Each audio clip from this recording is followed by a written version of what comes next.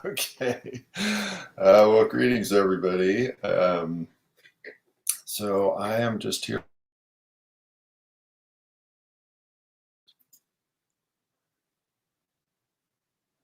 So greetings, everyone.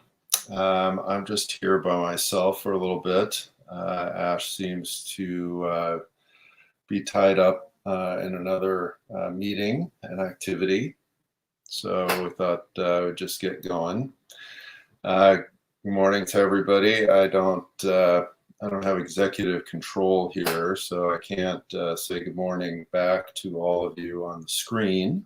But greetings to everyone that's saying good morning, and also those of you that are here. And I'm Daniel Wolpert. I direct Micah, the Minnesota Institute of Contemplation and Healing.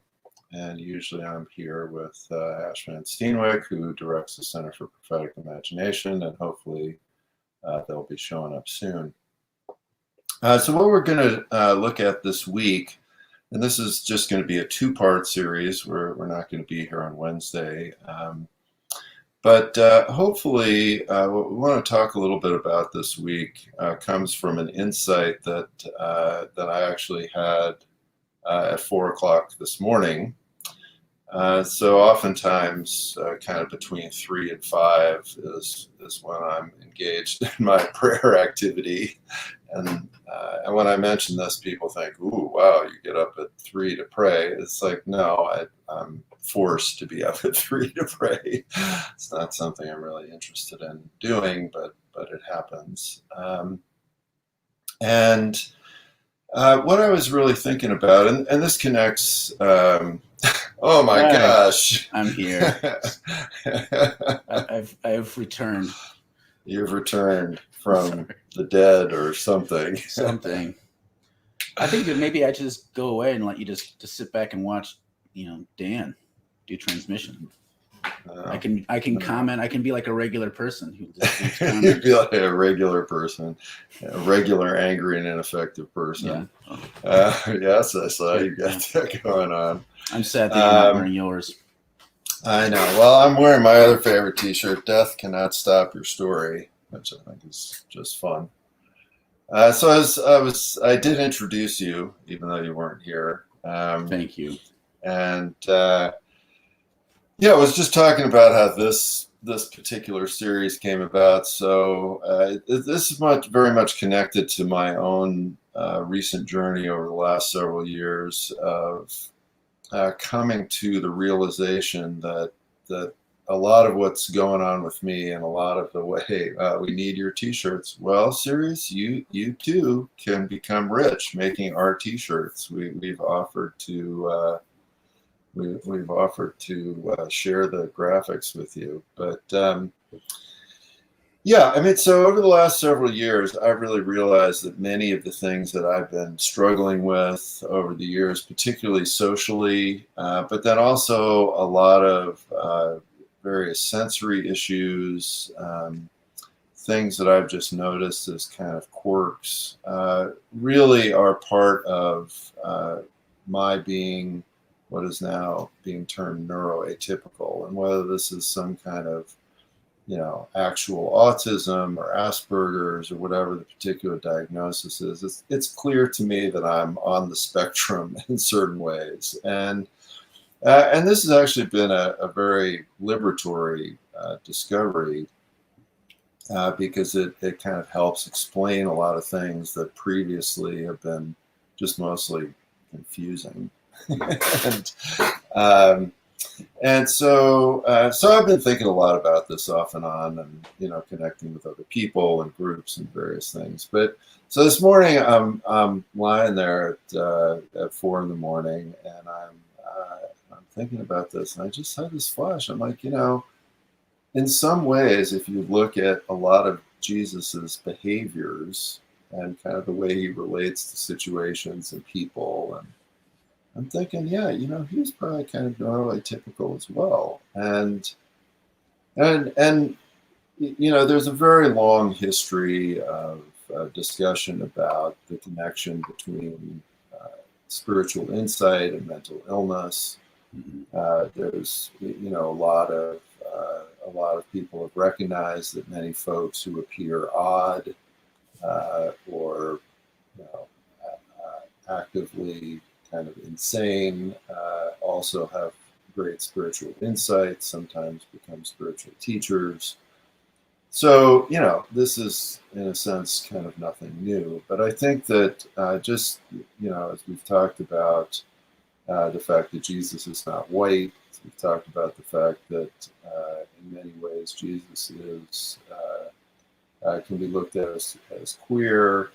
I think that what we're coming to see and understand, right, is that rather than being, a vanguard of empire, which is how Jesus is often portrayed in the church, Jesus is in fact like one of those annoying people that says the wrong thing at the wrong times, which is something that I've often been accused of.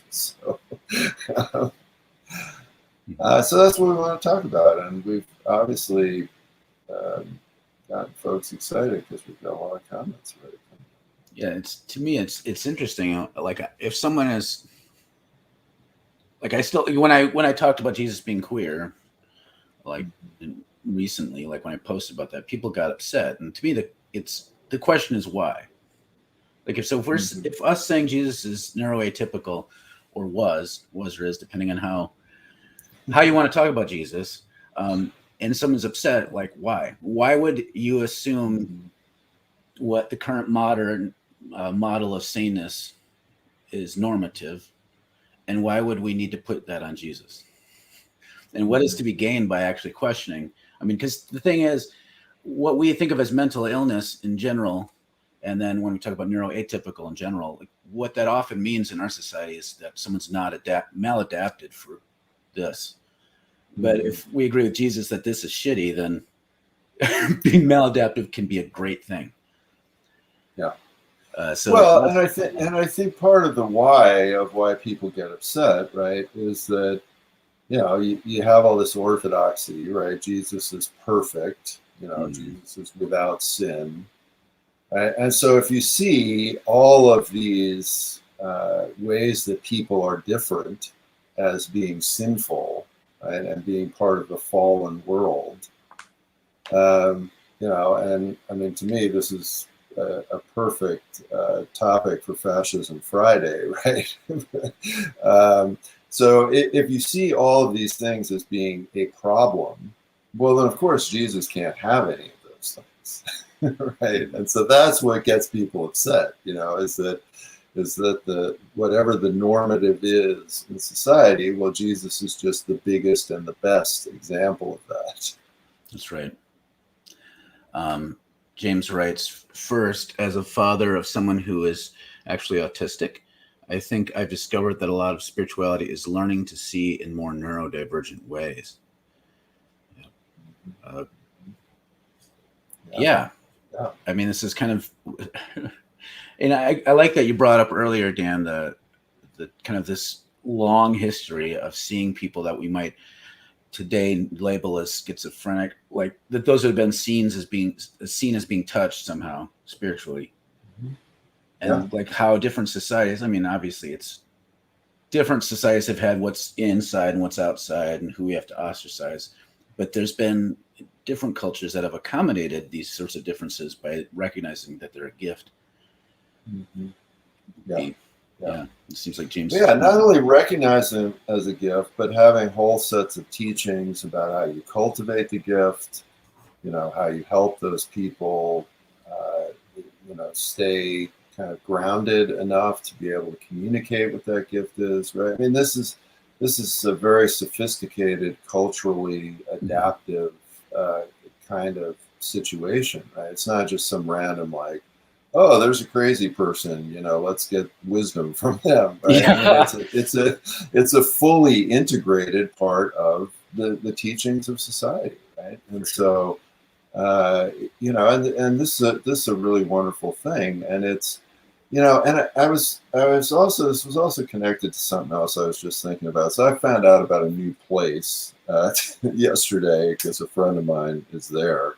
This place called Providence Canyon in Georgia, and I posted a link to this on Facebook. It's hilarious if it wasn't so sad.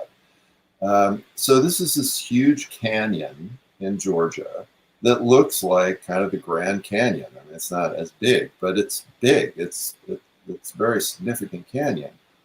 And you think, oh wow, it's really pretty, the sandstone and everything. Well, it turns out that what it comes from is the fact that the white settlers there clear cut the pine forest, started planting row crops on downhill slopes, and then when it rained, it started eroding, and it created this giant canyon. It just destroyed their entire home there by doing this. And to me, this is another example of how what is normative, and especially then if you're white and you see yourself as superior, you just ignore a whole relationship with reality and with the ecosystem and wisdom teachings about other things, and you just go along doing the stupid shit that you think is the best thing to do, and then suddenly, instead of growing food, you have a giant canyon. Yeah. James writes, like my son has sensory issues and will often just rub my fingers in a mindful, exquisitely aware way. Yeah. I love doing that, having sensory touch stuff. I have prayer beads and different things. Yeah, it's very soothing. CK writes, I think the systems of society throughout history and the construct of normal and obedience are so antithetical to life that other behaviors are deemed deviant or abnormal. Mm-hmm. For sure. Yeah. James writes, but I also have a wondering if those of us who are a little bit neurodivergent might have a vested interest in making Jesus like us, the way that Jesus is always our Myers-Briggs profile or Enneagram number. I mean, that's true. There's always going to be some of that, but I think, this is interesting, like how much freedom should we feel to make Jesus like us? I mean, when we say Jesus is neurodivergent, like I think you could really make a case, but even if we couldn't prove it, I think there's still a benefit in saying Jesus is neurodivergent and owning that, just the way James Cone said Jesus is black or God is black. I mean, even if we know that he's probably didn't have black skin the same way we think of black now, there's still something worthwhile in a marginalized group of people claiming Jesus for themselves. Well, yeah. I mean, I think what you bring up, James, is simply the reality that when we have a figure like Jesus, who is obviously long ago for those of us who are living today, and filtered through 2,000 years of all kinds of activity, that everybody is projecting things onto Jesus. And I think that that's absolutely true. But that's the point. Everybody is doing it. So it's not like the people who are saying, oh, Jesus is a normal, perfect white guy, like they aren't projecting something onto Jesus, and then a neurodivergent person is projecting something onto Jesus, right? I mean, we're all doing that. And so to me, the question is, and obviously when there are new terms that didn't exist when Jesus was alive, of course, you're totally projecting something onto him. I mean, the term black is coming from a recent historical construct. Certainly, neurodivergence is a very recent construct. So of course, we're projecting that back on. And to me, the question is, which of the projections seem to come closer to describing the reality of what we see in these stories that we have? Right? And so, if we saw Jesus buying a house on the Riviera and, accepting a job in King Herod's court and, collecting higher taxes on poor people, we would say, oh yeah, like Jesus is kind of like an epic white dude, like that would make sense. Right? But when we see all these other behaviors, the opposite behaviors, no, Jesus is getting killed by Herod and those folks. Jesus is, hanging out with the people that are unclean and marginalized and kicked out of society and all of this. We say, well, calling Jesus black and queer and neurodivergent is probably closer. Series writes, I am autistic as well, so I get the lifelong misfit experience. White culture and its individualistic anti-culture with no sense of relational rapport is hell for autistics and many neurodivergent, neuroatypical. Yeah, absolutely. Yeah. Lisa writes, the cult of normalcy. Yes. Yeah, which we'll get into. I mean, a lot of to say on Fascism Friday about this shit. Friday. Susan writes, this way of thinking about Jesus, queer, neuroatypical, makes me identify with and feel closer to him, actually. Very human and real. Yeah, me too. CK writes, I also think that a lot of behavior is rooted in the direct outcomes of the normal. Yeah, it's been 3 episodes since I brought up Hannah Arendt, probably, so I'll just do it again. This is the whole thing about the banality of evil. It's commonplace. Like what is normal in our society actually reinforces and supports all kinds of evils. So it is a cult, and it is like normalized. And so it's interesting. Like we're just talking, when we talk about neuroatypical, we're talking about what kind of mental processes and behaviors we want to enshrine as normal or not. And so many people, like I just like queerness, like I honestly don't think queerness is outside of the norm. Like I think almost everyone is kind of queer. And I think almost everyone is, according to our modern construct, atypical, because I don't think there is something called typical. Like that's right. And so, well, yeah, and that's exactly what I was just thinking. I mean, one of the most toxic things about the category of normal is that basically nobody fits it. Yeah, nobody fits it. And this is why you have billion-dollar, beauty industries, self-help industries, all of these industries that try to make us fit. And the reason they're so big is that nobody fits, right? And so that's one of the most oppressive things about these categories is that we're given these categories, and the number of people that even just on the outside come close to fitting them is tiny, right? Which is what then makes all these people feel shitty about themselves, and you internalize all of this oppression. And then you spend your life beating on yourself and judging yourself and trying to fix yourself, which dilutes the amount of power that you have in society. Yeah.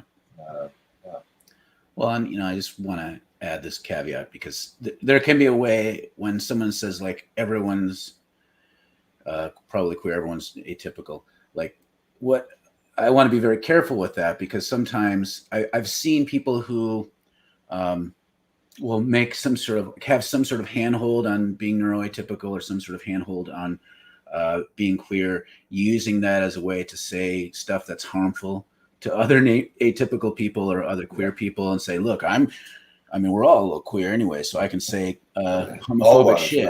Yeah, there is this all atypical. Yeah, so I want to recognizing that the idea of like that somehow there's a norm, that there's a typical is a bunch of bullshit, isn't a way of saying like the way in which people experience autism is just to be lumped in. You know what I mean? Like, it's important to have autistic communities and support and challenge things. And just because like maybe I can like dabble a little bit in this other adjacent area, I'm not going to use that to delegitimize the struggle of autistic persons. Yeah, absolutely. Here we go. Cheryl's clapping. That's where we're at. Yes. CK writes, why else would you have people willing to die instead of letting the truth set them free? That's the oppression of normalcy. Mm-hmm. Catherine writes, the number of times in the Bible that people judging Jesus say you have a demon feels like a sign that some people saw him as crazy. Yes, and feels familiar to my experience of judgment by neuro-atypical people for experiencing the world in a different way. Well, yeah, absolutely. Well, and I don't know, I kind of assume I'm atypical. I don't know in what way, and I don't have some sort of diagnosis for myself or anything like that. And I haven't been diagnosed by a doctor for anything besides anxiety and depression. But it's amazing to me how many times when people want to shut me up, they'll go towards that I'm troubled. They'll go towards mental health diagnoses as a way of shutting down. And so it's interesting what you're bringing up, Catherine, because it not only shows that, yes, Jesus was seen as crazy and that was linked to the demonic in their mind, but it's also similar how today we link morality with mental health. So if somebody's being bad, we want to call them crazy. And we link that in a way usually to shut someone up. And sometimes there can be a reason to do that might be legitimate, like someone having narcissistic, destructive tendencies. But you're right. In our churches, if someone does not behave the way that we're supposed to, usually there's some sort of move like this. You're crazy. Yeah. And there's a moral judgment tied to it. Kathleen writes, one of my close friends was catatonic for 6 months. When he came out of the hospital, he was deeply spiritual. I never saw him as mentally ill, but gifted. Wow, that's an intense experience. Yeah, interesting story. Renia writes, Jesus doesn't care what any person thinks about him. He doesn't care what's socially acceptable or not. He made the only true boundaries that exist, not us. Anything we've made is like a garment that gets worn out and replaced. It's all vain and temporary. Rena goes on, maybe God, Jesus, is the only one who isn't neurodivergent. Maybe that's why he seems so strange to us. He's nothing like us, but we can be like him. Some things for reflection. You had a lot in there.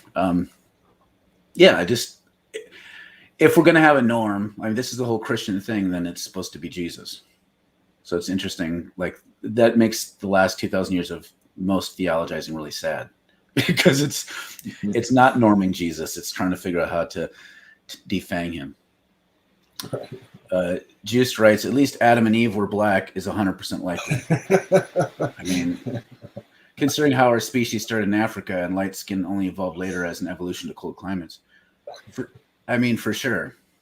Yeah. So we can say with certainty that none of these people were white. James writes, I appreciate that. Catherine writes, I was making art in a mainline church yesterday and introduced my experience of sensory joy and neurodivergent spirituality without using any of the diagnosis language. That's great. I see God in shadows and shapes and sacred beauty in ordinary things, and this is part of my connection to the divine and to the earth. It seemed to resonate with a lot of people. It's great. Yeah, no, that's great. And we could have an entire episode of the issues of diagnoses, and we have talked some about that before. And and from a contemplative perspective, I'm far less interested in diagnosis as I am in description, which really are a very different thing. And so how we describe our experience and how we relate to one another, and being able to do that in a way that is free of judgment and oppression. That's to me the kind of the bottom line, right? And what we're always trying to do with things like diagnosis is put people in categories that sometimes end up being not helpful. Now, if diagnoses are helpful as a way of relating to folks and getting what they need, then that's great. But if diagnosis, is just a way to say somehow you're bad, what we were talking about before, then that's extremely unhelpful. Yep. We have, let's see, where are we? CK. We have no real idea of what humanity is truly capable of because we have been kept in a box since the beginning of socialization. I mean, there is a lot of, and humanity isn't that old. So, this idea of like civilization as we know it is a small spectrum of the some totality of human experience. And what we think of as modern society is very recent. Like, you're right. Then these have become this confining box. Like, we don't know what we're capable of, and hopefully we survive for long enough to find out. I don't know how to. It's either I laugh or cry about that. Like, given that we've only been doing this for a handful of thousands of years, and we're almost, to the brink of self-annihilation, it's impressively sad. Susan writes, when I saw the topic title today, I thought of Isaiah 53, which is very unusual for me these days to think of a particular Bible passage. The prophetic description of Jesus, suffering for being weird and rejected. Yeah, suffering, serving. Yeah. Jonathan writes, when a window is a mirror, you see two ways at one time. Jesus is both in real time. Come all, I will in no wise cast out. Julia writes, seems like the whole notion of normal needs to go away. Who is it serving? Yeah. That's right. Yeah, I mean, and I talk to people about this all the time. The concept of normal just becomes so toxic in almost every single situation. Mm-hmm. Michelle writes, don't erase us with saying everyone is. And I think that might be what I was getting at earlier. Yeah, I think there is a sense you can say everyone is neurodivergent, but I don't want that to erase the experience. So I don't know if you're... Well, and especially when there's oppression involved, that's where it's very important to not erase differences, because the differences are being used to erase folks. I mean, and this is like, just to kind of keep going down with this, like, you could also say in some ways everyone is a person of color. Like, I mean, that's theoretically not untrue, but like, if most of the time, if someone's going to say that shit, you know where they're going with it.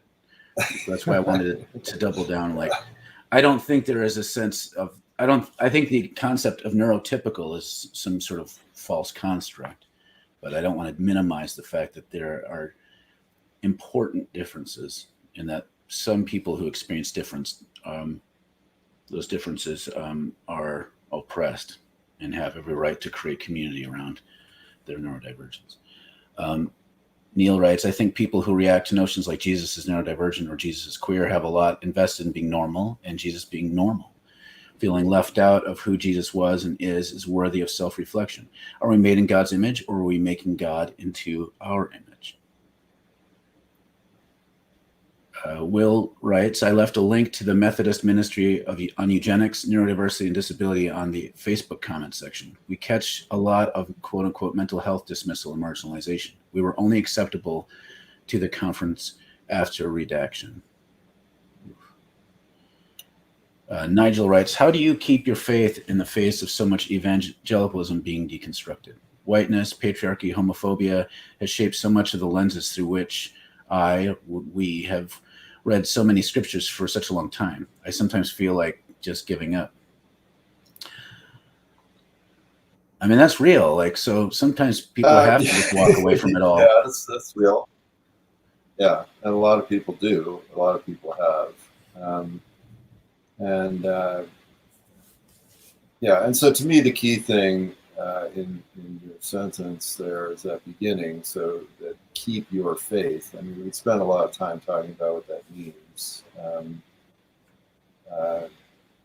Because for me, quote, my faith is not an allegiance to some particular religious construct.